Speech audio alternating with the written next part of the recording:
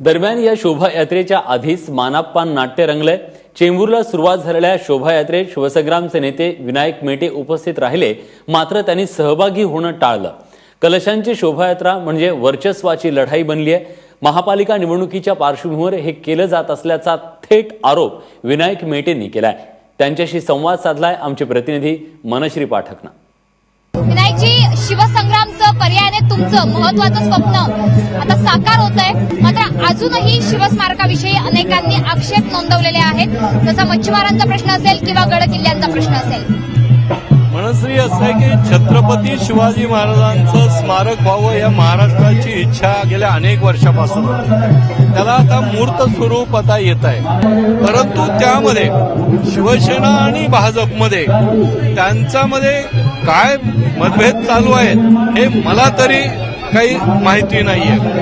त्यांना साहजिक वाटतं की भारतीय जनता पक्षाला वाटतं की सगळा कार्यक्रम आपल्यामुळे व्हावं, शिवसेनेला वाटतं की हा कार्यक्रम आपल्यामुळे व्हावं। हा सगळा वर्चस्वाचा सगळा श्रेयाचा हा सगळा भाग आहे आणि महानगरपालिका निवडणूक लक्षात असल्यामुळं समोर आल्यामुळं हे होणार आहे, त्याच्यामध्ये काही नवीन आहे। राहिला प्रश्न मच्छीमारांच्या बद्दल आज त्या ठिकाणी मी स्वतः चर्चा केली आहे, मुख्यमंत्र्यांनी चर्चा केली आहे, आमचे महादेवजी जानकर ते चर्चा करतायत, अनेक लोक चर्चा करतायत, त्यांच्या प्रश्नाला वाचा फोडायचं काम पण ते करतायत, म्हणजे त्यांचं म्हणणं मुख्यमंत्र्यांकडे मांडतायत।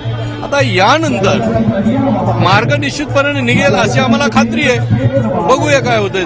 शिवसेनेचं कुणीच आलेलं नाहीये, कुठे ना कुठे याचा फटका या दोन्ही राजकीय पक्षांना बसू शकतो। भारतीय जनता पक्षाने त्यांना सोबत घ्यायला पाहिजे होतं, आमच्या घटक पक्षालाही सोबत घ्यायला पाहिजे होतं। ते त्याच्यामध्ये काही मतभेद दिसत आहेत, त्यामुळं इथं शिवसेनेचा कोणी प्रतिनिधी दिसत नाही। या कार्यक्रमाच्या निमित्ताने कुठे ना कुठे मराठा समाजाला टार्गेट करण्याचा प्रयत्न, त्यांची मतं मिळवण्याचा प्रयत्न भाजपकडनं होतोय का? मराठा आरक्षणाचा जो वणवा पेटलेला आहे महाराष्ट्रभर त्याला शांत करण्याचा प्रयत्न होतोय का? स्मारकाचा विषय पूर्णपणे वेगळा आहे आणि आरक्षण पूर्ण वेगळं आहे। आरक्षणाचा आणि याचा काही संबंध नाही। आरक्षणाची लढाई जी आहे ती सुरूच राहणार आहे आणि ती जोपर्यंत मिळत नाही ती थांबणार नाही, हेही वस्तुस्थिती आहे।